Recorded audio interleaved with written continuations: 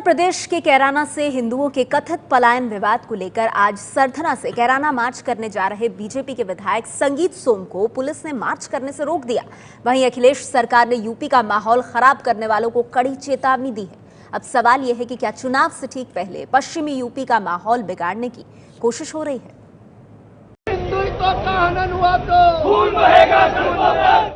मेरठ के सरधना में बीजेपी विधायक संगीत सोम के घर के बाहर जमा हुई भीड़ खुलेआम खून बहाने की धमकी दे रही है। सरधना से कैराना तक मार्च के लिए निकलने से पहले हवा में धारदार हथियार भी लहराए गए।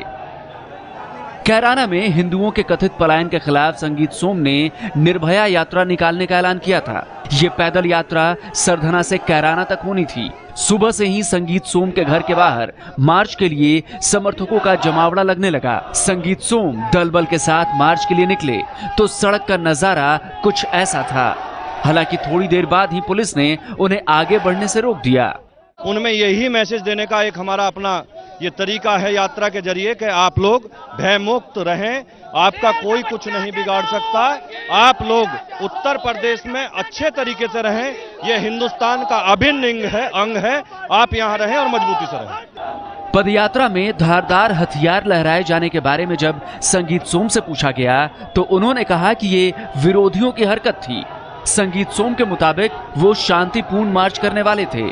समर्थक इकट्ठा होने शुरू हुए तो उसमें से कुछ गंडासे और दांती भी लहराई गई, खून बहाने की बात की गई, ऐसे नारे लगाए गए।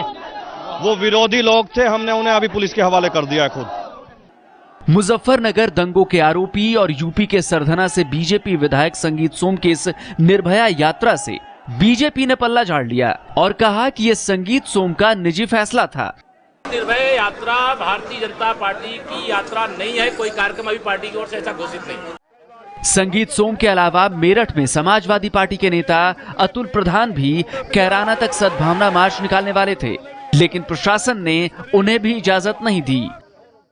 जो ऐसे लोग हैं जो ये माहौल को बिगाड़ना चाहते हैं और कहीं ना कहीं गलत चीज चाहते हैं, उनको कहीं ना कहीं जनता तक जो भ्रम फैलाते हैं और जनता का भ्रम फैलाकर जो उनमें भ्रांति पैदा करते हैं, उसको हम लोग दूर करेंगे और हम लोग कोशिश करेंगे कि ये पूरा प्रदेश और देश एकता के सूत्र में बंधा रहे। कैराना में हाल ही में हिंदू परिवारों के पलायन को लेकर राजनीति गरमाई हुई है। संगीत सोम ने भी कैराना के 10 परिवारों के पलायन की लिस्ट निकाली थी। अखिलेश सरकार का कहना है कि यूपी में जानबूझकर माहौल बिगाड़ने की कोशिश की जा रही है। अब माहौल बिगाड़ने की कोशिश कर रहे हैं। अब चुनाव आ रहा है, इसलिए माहौल बिगाड़ने की कोशिश की जा रही है, लेकिन उस माहौल को हम बिगड़ने नहीं देंगे। कहीं पर भी कोशिश की अगर दंगा करने की और इस तरीके का माहौल बिगाड़ने की, चाहे संगीत सोम हो या कोई हो, कोई भी हो, बड़ा से बड़ा आदमी हो, कहीं पर भी दंगा नहीं होने दिया जाएगा। यूपी में अगले साल विधानसभा चुनाव होने हैं। जब से बीजेपी ने समाजवादी पार्टी को मुख्य प्रतिद्वंदी बताया है, तब से समाजवादी पार्टी उनके हर दांव का जवाब देने की कोशिश कर रही है। उधर कैराना के कथित पलायन का जायजा लेने के लिए धर्मगुरु प्रमोद कृष्णन की अगुवाई में 5 संतों की एक कमेटी भी जाएगी। तो आपको बता दें कि सबसे बड़ा सवाल इस वक्त यही है कि यूपी में आखिर माहौल कौन बिगाड़ रहा है और इसके केंद्र में कैराना का ये पूरा मामला। इस चर्चा में आपको बता दें यूपी से बीजेपी के नेता राकेश त्रिपाठी जी मौजूद हैं। राकेश जी, मेरा पहला सवाल आपसे ये है कि उत्तर प्रदेश का माहौल बिगाड़ने का काम कौन कर रहा है? संगीत सोम बीजेपी के विधायक मना करने के बावजूद अड़े हैं कि मैं यात्रा निकालूंगा। उनके घर के बाहर जो लोग हैं वो हथियार लहराते हैं हवा में। क्यों ऐसा कर रहे हैं वो? क्या यूपी का माहौल बीजेपी के नेता ही बिगाड़ रहे हैं? देखिए नेहा जी, उत्तर प्रदेश में पिछले जब 2012 मार्च 2012 में जब से अखिलेश की सरकार बनी है, तब से लगातार कानून व्यवस्था लगातार पटरी से उतरी है और कानून व्यवस्था के मसले पर भी अखिलेश सरकार ने इसको सांप्रदायिक चश्मे से देखा है। तुष्टीकरण की पराकाष्ठा करते हुए ऐसे मसले जहां पर भी हिंदू और मुस्लिम का संघर्ष हुआ है, उन्होंने वर्ग विशेष का हमेशा पक्ष लिया है और निष्पक्ष भाव से कार्रवाई करने से परहेज किया है। चाहे वो मुजफ्फरनगर का मामला हो, कवाली में एक सामान्य कानून व्यवस्था का मामला हिंदू मुस्लिम संघर्ष में बदल जाता है, यह अखिलेश सरकार की कानून विफलता थी। उसके बाद वो काट का मामला, आप देखिए महीनों तक काट मुरादाबाद अशांत रहा। अखिलेश सरकार ने वहां भी तुष्टीकरण के कारण ही कानून व्यवस्था पर लगाम लगाने में असफल रहे। आजमगढ़ का मामला हो, लखनऊ का मामला हो, उत्तर प्रदेश में लगभग 300 से ज्यादा सांप्रदायिक तनाव की घटनाएं हुई हैं। आखिर क्या कारण है कि अखिलेश सरकार कानून व्यवस्था के ऐसा मसला जहां पर हिंदू और मुसलमान यानी दो समुदाय आमने सामने होते हैं, वहां अखिलेश की पुलिस काम करने में क्यों आखिर नाकामयाब रहती है? उसका जवाब मैं समाजवादी पार्टी से लूंगी, त्रिपाठी साहब। लेकिन मेरा सवाल आपसे ये है, जहां तनाव है वहां आपकी पार्टी के नेता क्या करने जा रहे हैं? देखिए नेहा जी, बहुत स्पष्ट है, हमारी पार्टी ने बहुत स्पष्ट कर दिया है कि निर्भय यात्रा भारतीय जनता पार्टी की यात्रा नहीं है। भारतीय जनता पार्टी ने इस प्रकार की किसी यात्रा का आयोजन नहीं किया है। संगीत सोम जी व्यक्तिगत तौर पर यदि कोई ऐसी यात्रा लेकर के जा रहे थे, प्रशासन की जिम्मेदारी है, यदि उससे कानून व्यवस्था बिगड़ने का कोई खतरा है तो उसको रोका जाए। पर ये बहुत आसान तरीका नहीं है त्रिपाठी साहब। यात्रा में कोई हथियार लहराए जाने की बात है। संगीत सोम के घर के बाहर जो हुजूम जमा हुआ, उन्होंने हथियार लहराए सर। उन्होंने ये कहा हिंदुत्व का हनन होगा तो खून बहेगा। इतनी खतरनाक चीजें, ऐसी बातें सामने आ रही हैं और आप कह रहे हैं कि ये उनका अपना फैसला है। बहुत स्पष्टता से कह रहा हूं, क्या पार्टी कार्रवाई करेगी संगीत सोम पर? नहीं, बहुत जिम्मेदारी से और बहुत गंभीरता से कह रहा हूं, बहुत जिम्मेदारी और गंभीरता से कह रहा हूं। कानून व्यवस्था को हाथ में लेने का अधिकार किसी को नहीं है, न वो भारतीय जनता पार्टी के नेता को है, न समाजवादी पार्टी के नेता को है, न वो किसी हिंदू को है, न वो किसी मुसलमान को है। मुझे लगता है कि कानून व्यवस्था का पालन कराना उत्तर प्रदेश की राज्य सरकार की जिम्मेदारी है। आप कह रहे कानून व्यवस्था उत्तर प्रदेश सरकार के हाथ में, अगर संगीत सोम गलत कर रहे हैं तो उन पर कार्रवाई की जाए, ये आप कह रहे हैं। मेरे साथ समाजवादी पार्टी से अतुल प्रधान साहब जुड़ गए इस चर्चा में। और अतुल प्रधान साहब, अगर मैं गलत नहीं हूं तो संगीत सोम की निर्भय यात्रा के जवाब में आप सद्भावना यात्रा आज निकाल रहे थे, क्यों सर? प्रशासन ने जब मंजूरी नहीं दी है तो आपका अपना प्रदेश है, आपको पता है कितना तनाव वहां पर चल रहा है इन सब चीजों को लेकर, और आप उसमें आग में घी का काम डालते हुए यात्रा निकाल रहे हैं। आपके चैनल को पहले बधाई देना चाहता हूं। ये वही संगीत सोम है जो आपके चैनल पर अभी कुछ दिन पहले खबर आई थी कि मैं दंगा करा दूंगा, मैं फसाद करा दूंगा अगर ऐसा नहीं हुआ तो, ब्लैकमेलिंग के तरीके से। अब से लगातार चाहे मुजफ्फरनगर का दंगा रहा हो, चाहे अन्य कोई बात रही हो, चाहे बसाड़ा का रहा हो, चाहे कव्वाल रहा हो, चाहे इसका कांट का मामला रहा हो, हर जगह जाकर लॉ एंड ऑर्डर की स्थिति को खराब करना और उसके बाद ऐसी व्यवस्थाएं पैदा करना जिससे कहीं ना कहीं सांप्रदायिक रंग बहले, सांप्रदायिकता को बढ़ावा मिले, लोग बांटने। आप अपनी बात कीजिए ना अतुल प्रधान जी, समझ रहे हैं आप क्यों निकाल रहे थे यात्रा की है। मैं सद्भावना यात्रा पे आ रहा हूं। हम सद्भावना यात्रा इसलिए निकाल रहे थे कि इनका पर्दाफाश हो, ये लोगों के सामने जो ये काम कर रहे हैं, गलत काम, लोगों को बांटने काम, ये साजिश के तहत है। हम लोग इस यात्रा को शांति, सद्भाव, भाईचारा नहीं, पर बीजेपी कह रही है आप अपना ध्यान कानून व्यवस्था पर तो लगा ही नहीं रहे हैं। हम लोगों ने रात में परमिशन के लिए अप्लाई किया, हमने रात में परमिशन के लिए अप्लाई किया। सुबह के समय आप अंतर देखिए, अंतर कितना बड़ा है। हमारे हाथों में गुलाब के फूल थे, इनके हाथों में गंडासे थे, हथियार थे और खून बहाने की ये लोग बात कर रहे थे। कैसे जवाब देंगे त्रिपाठी साहब? इनकी इसके बाद मैं बाकी मेहमानों के पास जाऊंगी, जल्दी से मैं आपसे जवाब और चाहूंगी। मैं आपसे कहना चाहता हूं, आपने यूपी की जनता को क्या संदेश दे रहा है कि ये लोग क्या चाहते हैं? एक एक करके राज लागू करिए। Senior IAS SP Singh ji का बयान है, ये कानून व्यवस्था की बात करके और ये इस तरह की चीजें चलाकर कानून व्यवस्था ऐसे बताइए कौन सा मुद्दा इन्होंने छोड़ा? धर्म परिवर्तन के नाम पर इन्होंने राजनीति की, पूरे पश्चिमी धर्मांतरण की राजनीति की, लव जिहाद के नाम पर इन लोगों ने राजनीति की, अब कैराना के नाम पर राजनीति कर रहे हैं। इनके सांसद 2014 में जनता ने आपको जवाब दिया है, बाद में कहते हैं हमने वेरीफाई नहीं किया, उसके बाद इन्हीं के सांसद वहां पे जाते हैं, कहते हैं कि ऐसी चीज हो गई। कानून व्यवस्था की बात मत करिए त्रिपाठी जी, सुन रहे हैं आप मुझे? कानून व्यवस्था की अतुल जी आप सुन रहे हैं मुझे? सुनिए, आपको आपकी सत्ता उत्तर प्रदेश में आपको सुनना पड़ेगा। अतुल प्रधान जी देखिए, अगर आप दोनों साथ बोलेंगे, राकेश जी और अतुल जी, आप लोगों की बात उत्तर प्रदेश का कोई शख्स नहीं समझ पाएगा।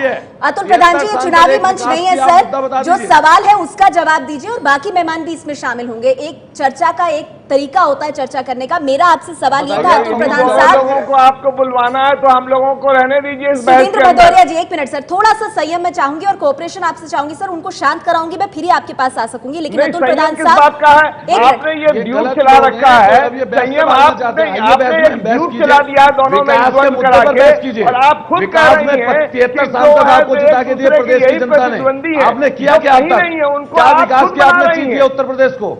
ठीक है, सुधींद्र भदौरिया जी शांत हो जाइए। दो लोग हिंदू और पहले मुसलमान को ही कोशिश कर रहे हैं इस सियासत डिबेट को करना डिरेल चाहते हो। करने की। सुधींद्र भदौरिया साहब, बीजेपी और समाजवादी पार्टी हर सवाल के जवाब में एक दूसरे पर आरोप लगा रही है। सवाल ये है, उत्तर प्रदेश का माहौल कौन बिगाड़ रहा है? देखिए, उत्तर प्रदेश का माहौल नया बिगड़ना शुरू नहीं हुआ है। 2012 से जब से अखिलेश यादव मुख्यमंत्री बने हैं, गुंडा राज और जंगल राज कायम हो गया था।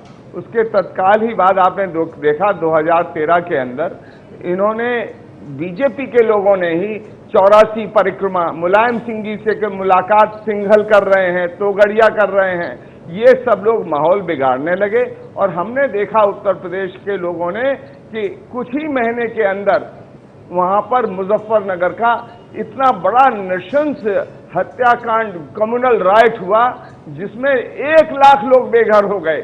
इनको न बीजेपी के लोगों को दर्द रहा, न समाजवादी पार्टी के लोगों को दर्द रहा। समाजवादी पार्टी के नेता मुलायम सिंह और उनके पुत्र अखिलेश यादव सैफई के अंदर हफ्तों तक सैफई महोत्सव मनाते रहे, उनको वहां जाने की फुर्सत नहीं मिली। मैं कहना ये चाहता हूं, 200 से ऊपर ज्यादा दंगे हो चुके हैं, पर भारतीय जनता पार्टी चुनाव के आसपास हमेशा इस तरह का माहौल बनाने की कोशिश करती है। मुलायम सिंह जी के गृह जनपद इटावा के अंदर एक गांव है, और मैं आपको एबीपी न्यूज वालों को बताना चाहता हूं, संतोषपुर इटगांव, जहां पर महिलाओं को नंगा करके घुमाया गया, और उस पर कभी बीजेपी के मन में दर्द नहीं जागा। इतने लाख लोग बेघर हो गए, उनके लिए कभी नहीं उनके मन में दर्द जागा। इन दोनों लोगों का ये फिक्स मैच है। 200 से ज्यादा ऊपर दंगे हो चुके हैं। मथुरा के अंदर कितना बड़ा कांड हुआ, एसएसपी का मार मार के सिर फोड़ दिया गया और हत्या कर दी गई, एसओ को मार दिया गया। जेलों के अंदर हथियार उठा लिए लोगों ने, गोलियां चल रही हैं, बर्छे चल रहे हैं जेलों में। वहां समाजवादी पार्टी को लोगों को बुलाया जाता है शांति स्थापित करने के लिए। मैं कह रहा हूं कि इनके रिश्ते उन तमाम लोगों से हैं। कल ही एक एसएसपी को सस्पेंड किया जिसने ददुआ को मारा। ददुआ के परिवार के लोगों को समाजवादी पार्टी टिकट भी देती है और उनको जिताती भी है। तो मैं कह रहा हूं, ये समाजवादी पार्टी हो या बीजेपी के लोग, आप कह रहे हैं दोनों की नूरा कुश्ती है। यही वजह है कि अगर बीजेपी की तरफ से कोई कोशिश होती है तो उस पर समाजवादी पार्टी रोक नहीं लगाती है। खूब बैठ के चाय नाश्ता होता है इन लोगों का। दोनों दूसरी तरफ देखते ताकि दोनों को फायदा। मैं एक लाइन में खत्म करना चाहूंगा। देखिए, मैं एक लाइन में खत्म करना चाहूंगा कि मोदी जी ने जिस तरह से मुलायम सिंह की पार्लियामेंट में तारीफ की, सहारनपुर में तारीफ की, और मुलायम सिंह जी ने मोदी जी की तारीफ की, और इसी तरह से अमित शाह ने जो इलाहाबाद में बोला, उससे पता चल गया है। आप कह रहे हैं समझदार को इशारा काफी। प्रोफेसर संगीत रागी मेरे साथ मौजूद है। प्रोफेसर रागी, बीजेपी और समाजवादी पार्टी की नूरा कुश्ती है, फिक्स्ड मैच है यूपी में, सुधींद्र भदौरिया कह रहे हैं, और कई उदाहरण दिए उन्होंने। देखिए, सुधींद्र भदौरिया जी जो कह रहे हैं वह एक राजनीतिक संभाषण है। इसका बहुत ज़्यादा गंभीरता, इसे बहुत ज़्यादा गंभीरता से नहीं लेनी चाहिए। दूसरी बात, जब प्रधानमंत्री एक वरिष्ठ सपा के नेता की प्रशंसा करते हैं तो हमें जानना चाहिए कि राजनीति में जो संवादन और संवाद की मर्यादाएं हैं उसे रखते हुए उन्होंने किया था। और इसका एक मिनट में अपनी बात रखने, एक मिनट सवाल उठा रहे प्रोफेसर रागी, फिर आप अपनी बात रखिएगा। वो सीधा सवाल ये पूछ रहे हैं कि अगर बीजेपी सांप्रदायिक ध्रुवीकरण का काम करती है या जो आरोप बीजेपी पर लगता है, तो समाजवादी पार्टी सिर्फ बयान ही क्यों देती रहती है, कार्रवाई क्यों नहीं करती है? अरे यही ऐसी जमीन देती है। देखिए यही आपकी बसपा सुप्रीमो। ठीक है, एक मिनट सर आती हूँ जरा। प्रोफेसर रागी को जरा अपनी बात करने देते हैं सर। आपने अपना गुजरात में जाकर प्रचार किया, 2 बार बसपा की सरकार किसने बनवाई? अरे आपका तो मुख्यमंत्री भी मुलायम सिंह जी को बनवाया, राजनाथ सिंह जी ने। घोटाले में आपके जो इस समय गवर्नर हैं, उन्होंने किस तरह से हमारी पार्टी को तोड़ा, आप जानते हैं, सब लोग जानते हैं। अतुल प्रधान साहब, आप डिबेट में बैठे हैं सर। अतुल प्रधान जी, एक मिनट। भदौरिया साहब, मैं चाहूंगी थोड़ा सा सर, क्योंकि आप तो लगातार हमारे साथ पैनल डिस्कशंस पे आते हैं, आप समझते हैं कि चर्चा कैसे होती है। अतुल प्रधान साहब, मेरी आपसे रिक्वेस्ट है सर, गुजारिश है सर, जब बोलने को कहा जाए तभी बोले, नहीं तो बाकी मेहमान बिल्कुल छूट जाएंगे। प्रोफेसर रागी इतनी देर से आप सबको सुन रहे हैं, उनको बोलने देंगे नहीं देंगे? प्रोफेसर रागी, आप अपनी बात रखिए। सुधींद्र भदौरिया कह रहे हैं समाजवादी पार्टी क्यों नहीं कार्रवाई करती है जब वो देखती है कि बीजेपी कुछ गलत कर रही है या आरोप लगाती है इस बात का? ये फिक्स्ड मैच नहीं तो और क्या है? नेहा जी, देखिए, यदि ये फिक्स्ड मैच होता तो भारतीय जनता पार्टी यह नहीं कहती कि इसकी सीबीआई जांच करानी चाहिए।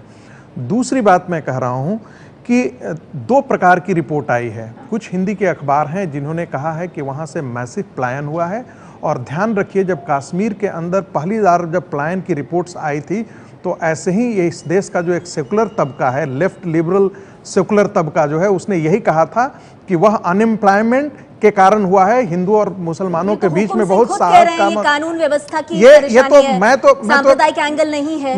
मैं नेहा जी, मैं इसी बात को इस बात पर भी जिक्र करना चाहूंगा कि क्या ऐसी बात है जो 24 घंटा के अंदर इस प्रकार का यू टर्न आया है।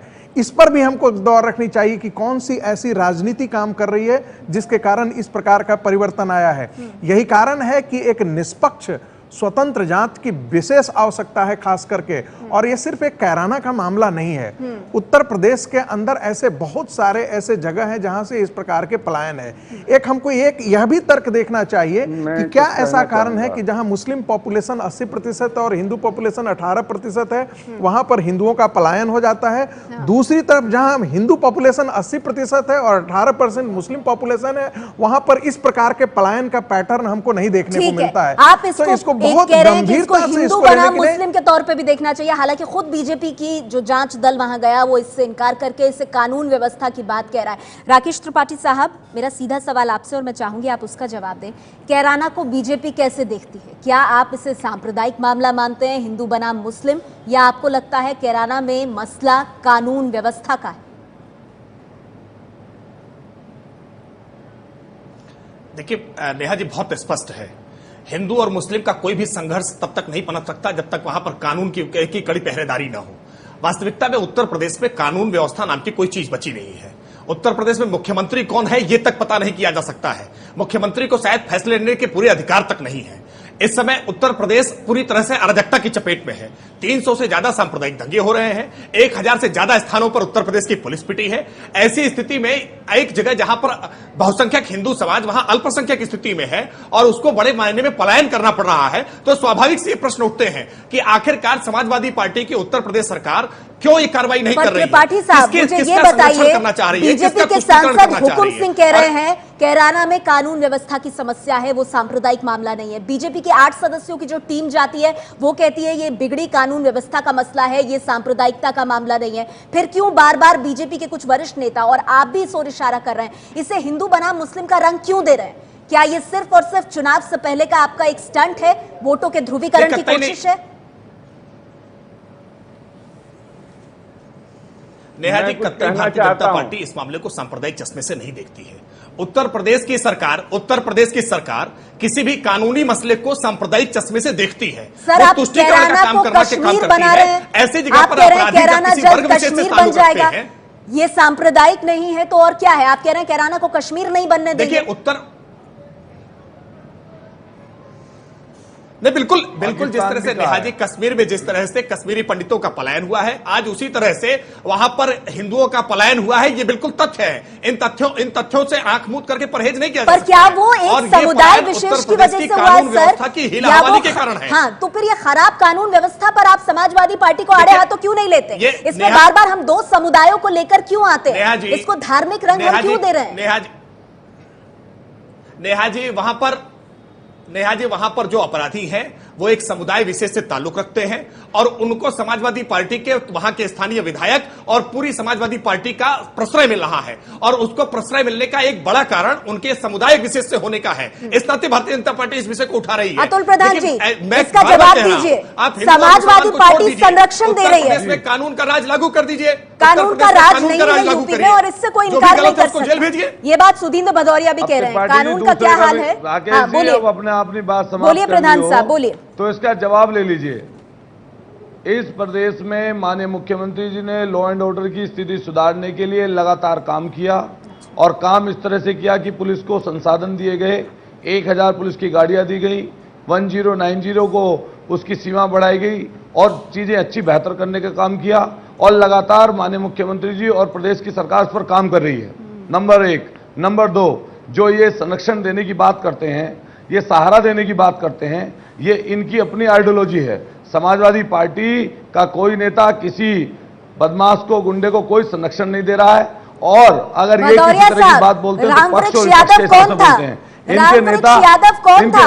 देखिए मेरी बात सुन लीजिए नेहा जी, मेरा जवाब पूरा हो जाए। मैं तो बहुत मेरा नेहा जी पूरा जवाब पूरा हो जाए। रामवृक्ष यादव 2 साल से मथुरा में अपनी अलग सल्तनत मेरा नेहा जी मेरी बात सुन लीजिए पूरी। सुधींद्र भदौरिया जी, कानून व्यवस्था बहुत चाक चौबंद है, मुजफ्फरनगर हो जाता है, मथुरा में 2 साल से एक शख्स सबको धक्का बताकर साम्राज्य चला रहा है। सुन लीजिए नेहा जी, इनके लोग राम वृक्ष इलाहाबाद में राष्ट्रीय कार्यकारिणी प्रधानमंत्री जी बोलते हैं, अगर ये राष्ट्रीय अध्यक्ष मौन रहूंगा, राष्ट्रीय अध्यक्ष अमित शाह जी बोलते हैं और कहते हैं कि इसको हम कैराना को राष्ट्रीय मुद्दा बनाएंगे। राष्ट्रीय मुद्दा जैसे बनाने की बात करते हैं, अगले दिन विश्व हिंदू परिषद के और दूसरे नेता 232 लोग 232 की लिस्ट पैदा कर देते हैं।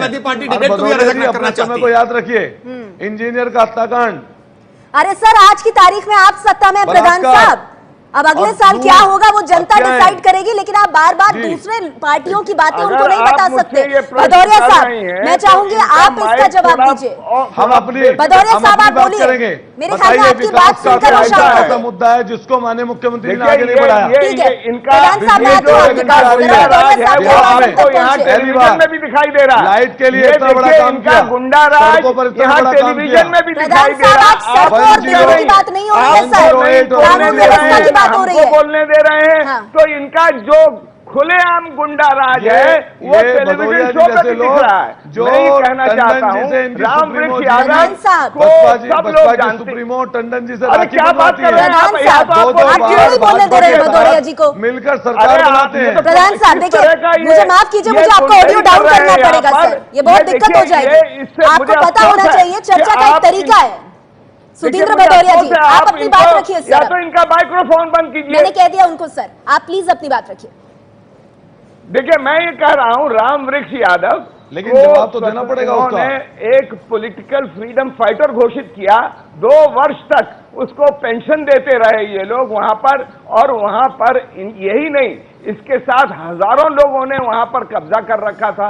ये घुस घुस कर कभी डीएम को पीटता था, कभी एसएसपी को धमकी देता था, कभी जाके एक बार तो जज को उन्होंने मारने की कोशिश की। और ये आप जानती हैं कि हाई कोर्ट ने 2-2 बार फैसले किए, रामवृक्ष यादव के खिलाफ इन्होंने कार्रवाई नहीं की। जब एक एसपी कार्रवाई करने गया तो उसकी हत्या कर दी गई। ये कह रहे हैं कि हम गुंडाराज को चेक कर। मैं साथ ही साथ ये भी कहना चाहता हूं कि भारतीय जनता पार्टी के लोग भी, इनके नेता ये जो साध्वी निरंजन ज्योति क्या कहती हैं, कुछ रामजादे हैं, कुछ कौन से जादे हैं, मैं नहीं बताना चाहता, इस भाषा का यही प्रयोग कर सकते हैं। योगी आदित्यनाथ क्या कहते हैं, साक्षी महाराज कहते हैं कि हम इस देश के अंदर दूसरे तबके को निकाल बाहर करेंगे। तो ये सब लोगों का ये 2 मुही भाषा है। ये चाहते हैं कि इस उत्तर प्रदेश के अंदर लहू बहे, बीजेपी के लोग, एक इनकी सेना खून बहाएगी, एक सेना इनकी बात करेगी शांति की। वहीं पर इलाहाबाद के नेशनल एग्जीक्यूटिव में मोदी जी एक भाषा बोल रहे हैं और अमित शाह जी कह रहे हैं कि हम कैराना को ऐसे नहीं जाने देंगे, ये हमारे लिए नंबर 1। ठीक है, आप बहुत अहम बात कह रहे हैं सुधींद्र भदौरिया जी, मैं इसका जरा जवाब ले लूं। प्रोफेसर रागी, ये क्या है, ये दो मुही राजनीति नहीं है तो और क्या है? मतलब कैराना को कश्मीर से उसकी तुलना करना, ये भावनाओं को भड़काना नहीं है तो और क्या है? क्यों इसको सांप्रदायिक बनाया जा रहा है?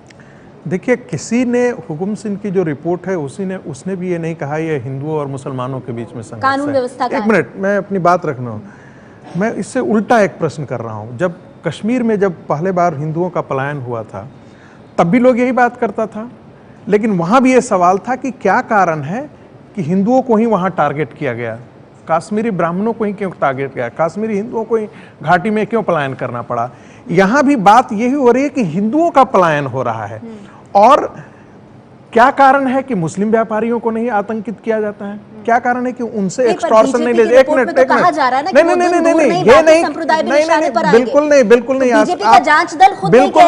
नहीं, बिल्कुल नहीं, आप उस रिपोर्ट को ठीक से पढ़िए। वो रिपोर्ट ये कह रही है कि हिंदुओं को टारगेट किया जा रहा है, हिंदुओं का मैसिव वहां से पलायन हुआ है, लेकिन एक मिनट, बाकी समुदाय भी निशाने पर आ सकते हैं। वो कैसे निशाने पर आ जाएंगे? देखिए, ये तो खराब कानून व्यवस्था है ना, हम इससे माने। बिल्कुल काम कर रहा है। देखिए, ये सांप्रदायिक रूप, ये इसका उभार सांप्रदायिक रूप में आ रहा है, लेकिन बीजेपी की न तो रिपोर्ट ने कही है और न ही हुकुम साहब ने कहा है कि यह सांप्रदायिक संघर्ष है। समाजवादी पार्टी को बचने का मौका नहीं दिया जाता जब आप इसको धार्मिक कलर देते हैं। देखिए, अगर आप कानून व्यवस्था पे बात करें तो सांप्रदायिक समाजवादी पार्टी से सवाल भी हो। सवाल यह है कि जिस रिपोर्ट जो दिया गया है वह तथ्य को दिया गया है। तथ्य यह है कि वहां से 350 से ज्यादा हिंदू परिवारों का पलायन हुआ है।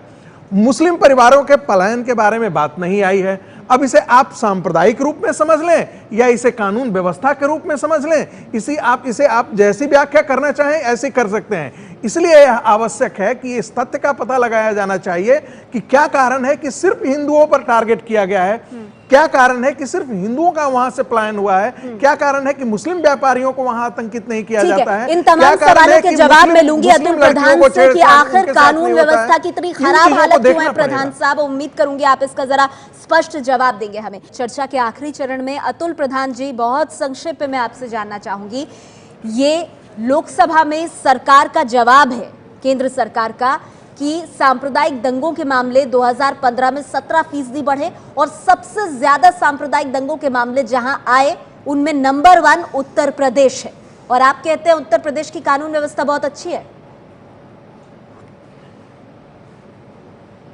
मैंने एक बात कही नेहा जी, मुझे थोड़ा समय दीजिएगा 1 मिनट का। मैंने ये बात कही कि लॉ एंड ऑर्डर पर माननीय मुख्यमंत्री लगातार काम कर रहे हैं, और एक चीज मैं और कहना चाहता हूं ऐसे मौके पर कि इन्होंने जो आंकड़े जुटाए तो मध्य प्रदेश का भी आंकड़ा जुटाते, उसके साथ साथ आंकड़े जुटाए जम्मू कश्मीर के, जहां 1 साल से सरकारें बनाए हुए हैं। नहीं, मैं बता देती हूं ना आपको आंकड़े। पाकिस्तान से उत्तर प्रदेश में 155, सुन लीजिए, उत्तर प्रदेश में 155 सांप्रदायिक दंगों की। मध्य प्रदेश की आप बात कर रहे थे, मध्य प्रदेश में 92। सर, यूपी से तो कम है ना मध्य प्रदेश में। आपने मुझे रोका, अब इनको रोकिए जरा। नहीं, मैं रोकूंगी उनको, पर मैं आपको सिर्फ जानकारी दे रही हूँ जो आप मुझे कह रहे थे। सांप्रदायिक माहौल को बिगाड़ने का काम भारतीय जनता पार्टी के लोग नहीं कर रहे हैं। यहाँ पर उत्तर प्रदेश में भारतीय जनता पार्टी के लोग हर जगह जा जाकर, कांट में ये लोग बंद हुए और सख्ती हुई कांट में, उसके अलावा जहां पर ये छोटी सी चीज होती है उसे बड़ा बनाने का इस तरह से काम तो आप लोग क्या कर रहे हैं सर? समाजवादी पार्टी की यूपी में सरकार है या नहीं? प्रधान साहब, प्रधान साहब, सरकार है या नहीं है? नहीं, भदौरिया साहब, क्या सरकार नहीं है क्या समाजवादी पार्टी की? सरकार है, ऐसे कैसे कह सकते हैं ये कि ये आ रहे हैं, ये ध्रुवीकरण कर रहे हैं? ऐसे लोगों पर कार्रवाई होती है।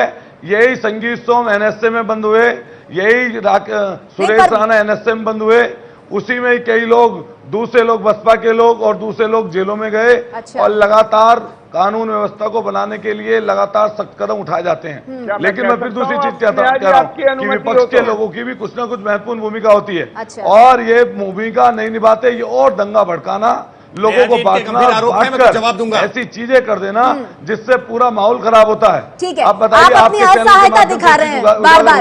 ठीक है अतुल प्रधान जी, 1 मिनट, मैं माफ कीजिएगा, मैं आपके पास आऊंगी राकेश त्रिपाठी जी, लेकिन उससे पहले सुधीर भदौरिया साहब, मैं आपसे जानना चाहूंगी, ये इतनी असहाय है समाजवादी पार्टी की सरकार, जब कुछ हो जाता है उसके बाद कार्रवाई करते हैं और उसका भी श्रेय ले रहे हैं। वो तो करना ही पड़ेगा ना, सरकार होने के नाते कहीं दंगा हो जाएगा तो फिर तो कानून में करना पड़ेगा। आपके इस दिल्ली के करीब ही है दादरी, और यहाँ पर अखलाक की जिस तरह से वहां पर लिंचिंग करके हत्या की गई, और उसके बाद अभी इन्होंने वहां पंचायत की, वहां पर धारा 144 लागू थी, उसके बावजूद पंचायत हुई उसी मंदिर में जहां से जाकर इन्होंने अखलाक की हत्या की थी, और वहां महापंचायत का कॉल दिया जा रहा, पुलिस की मौजूदगी में एक गिरफ्तारी नहीं हुई। मैं ये कह रहा हूं कि ये एक उदाहरण नहीं, मैंने आपको दसियों उदाहरण दिए हैं। ये गलत बात है, झूठ बात है, गिरफ्तारी नहीं हुई, गिरफ्तारियां हुई हैं। समाजवादी पार्टी जिन लोगों ने हत्या की उनकी गिरफ्तारियां हुई हैं, और बाकी लोगों पर कार्रवाई हो रही है। कल्याण सिंह जी को ये झूठ बात है भदौरिया जी, गलत चीज मत बोलिए। साक्षी महाराज को राज्यसभा में गिरफ्तारी नहीं हुई, ये वही साक्षी आपने कहा एक भी गिरफ्तारी नहीं हुई है। आपको कैसे जानकारी हो गई? आपने इससे पहले बात की कि प्रवीण तोगड़िया और सिंघल जी जाकर मुलायम सिंह जी से मिले हैं। आप एक साक्ष्य बता दीजिए कब मिले हैं जाकर। दूसरी तरफ झूठ बोल दंगाराज झूठ दंगाराज झूठ और नहीं चलता है गुंडाराज दादा। का ये जो ये राष्ट्रीय कंट्रोल सेवा है, है, झूठ यूपी की जनता भी समझदार है। मेरे पास जरा वक्त कम है। राकेश त्रिपाठी जी, राकेश त्रिपाठी जी, आप ही का ऑडियो हम तक आएगा। मैं आपसे ये जानना चाहूंगी, संगीत सोम पर आप कोई कार्रवाई करेंगे? मुजफ्फरनगर दंगों में वो आरोपी रहे, जेल भी गए और आज भी प्रशासन के मना करने के बावजूद निर्भय यात्रा निकालने को डटे हुए थे। उन पर करेगी पार्टी कोई कार्रवाई? देखिए, उन पर कार्रवाई की बात तो बाद में। पहले अतुल प्रधान जी ने आरोप लगाया कि भाजपा के 2 विधायकों पर एनएसए लगाया था। अतुल प्रधान जी इस बात का जवाब जनता को दे कि वो एनएसए क्यों एडवाइजरी बोर्ड ने खारिज कर दिया। देखिए, उत्तर प्रदेश की पुलिस पक्षपातपूर्ण कार्रवाई कर रही है। गोरखपुर के एसएसपी ने जब समाजवादी पार्टी के गुंडों पर लगाम लगाने की कोशिश की तो उनको तुरंत सस्पेंड कर दिया गया। अपराधियों का संरक्षण जो पुलिस न करे, उस पुलिस पर कार्रवाई की जाती है। ऐसी स्थिति में पुलिस का मनोबल कैसे काम करेगा? चलिए, इस आरोप प्रत्यारोप के बीच यूपी की जनता ये सोच रही होगी कि क्या इस प्रदेश में सरकार नहीं है, कि सांप्रदायिक दंगे, कानून व्यवस्था की चरमराती हालत, ये सब इस सब से दो चार होना पड़ रहा है यहाँ की जनता को। वक्त मेरे पास इतना ही है। बहुत बहुत शुक्रिया प्रोफेसर रागी, राकेश त्रिपाठी, अतुल प्रधान और सुधींद्र भदौरिया जी आपका हमारे साथ इस चर्चा में जुड़ने के लिए। कैराना की सीबीआई जांच की मांग की है अब बीजेपी ने।